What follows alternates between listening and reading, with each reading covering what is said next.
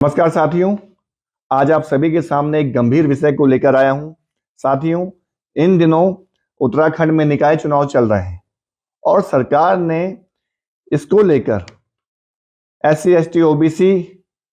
के आरक्षण भी तय किए हैं और हम देख रहे हैं कि जो अन्य राज्यों के लोग हैं वो हमारे मूल निवासी SC ST और OBC वर्ग के लोगों के अधिकारों पर लगातार डाका डाल रहे हैं। पहले इन्होंने यहाँ के लोगों की नौकरियों पर डाके डाले और अब राजनीतिक रूप से भी लगातार यहाँ के लोगों को कमजोर करने की एक बड़ी साजिश हो रही है। हमारे सामने एक इसी तरह का मामला है। देहरादून नगर निगम क्षेत्र के लोहिया नगर में मुकीम अहमद नाम का एक व्यक्ति रहता है। ये व्यक्ति को उत्तराखंड में आए अभी मुश्किल से 10 से 12 साल हुए हैं और इन्होंने अपने फर्जी दस्तावेज तैयार करके यहां पर अपना स्थायी निवास प्रमाण पत्र बना दिया है, OBC का जाति प्रमाण पत्र बना दिया है और इसके आधार पर यह व्यक्ति एक राष्ट्रीय पार्टी के टिकट पर लोहिया नगर वार्ड से इस समय चुनाव लड़ रहा है और इससे पहले भी इसी वार्ड से यह व्यक्ति यहां पर पार्षद रह चुका है, जबकि इसका मूल जो गांव है वो बिजनौर जिले के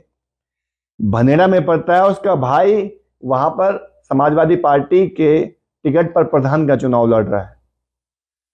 आप सोच सकते हैं इस बात को कि जो व्यक्ति अभी 2012-13 में उत्तराखंड आता है, पटेल नगर की मंडी में यहाँ पर काम करता है और कुछ समय बाद ही वो यहाँ पर अपना जाति प्रमाण पत्र बना देता है, स्थायी निवास प्रमाण पत्र बना देता है और पार्षद का टिकट OBC कोटे में लेता है और वहां से अपनी राजनीति की शुरुआत करता है। यह सिर्फ एक मामला नहीं है, इस राज्य में ऐसे बहुत सारे लोग हैं जिन्होंने OBC SC ST के अपने फर्जी जाति प्रमाण पत्र बनाए हैं और इस आधार पर उन्हें यहां पर निकायों में, पंचायतों में लगातार टिकट मिल रहे हैं और चुनाव ये लोग लड़ रहे हैं। इसके साथ ही साथ कई लोग ऐसे हैं जो यहां पर नौकरियां कर रहे हैं इस जाति प्रमाण पत्र के आधार पे। इससे आप देखिए, जो अपने ही राज्य में जो लोग अपने राज्य में जिन्हें आरक्षण का लाभ लेना था, ये लोग हमारे राज्य में इसका लाभ लेकर हमारे जो अनुसूचित जाति के लोग हैं, जो हमारे पिछड़ा वर्ग के लोग हैं, शेड्यूल ट्राइब के लोग हैं, उनके अधिकारों पे सीधे तौर पे डाका डाला जा रहा है।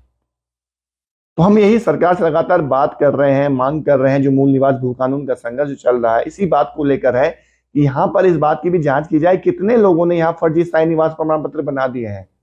कितने ही लोग ऐसे होंगे इस राज्य में जिन्होंने अपने OBC SC ST के फर्जी जाति प्रमाण पत्र बनाए हुए हैं और इसके आधार पर वो यहाँ पर तमाम तरह के संसाधनों को लूटने का काम कर रहे हैं। यह बहुत ही ज्यादा हम सभी के लिए गंभीर विषय है। अभी आप देखिए, ऋषिकेश में नगर निगम के चुनाव चल रहे हैं और राष्ट्रीय पार्टियों ने यहाँ के मूल निवासी को जब ये सीट शेड्यूल कास्ट के लिए रिजर्व की गई तो उन्हें एक भी यहाँ पर अनुसूचित जाति का व्यक्ति ऐसा नहीं मिला जिसे वो टिकट दे सके। यहाँ का जो मूल निवासी है,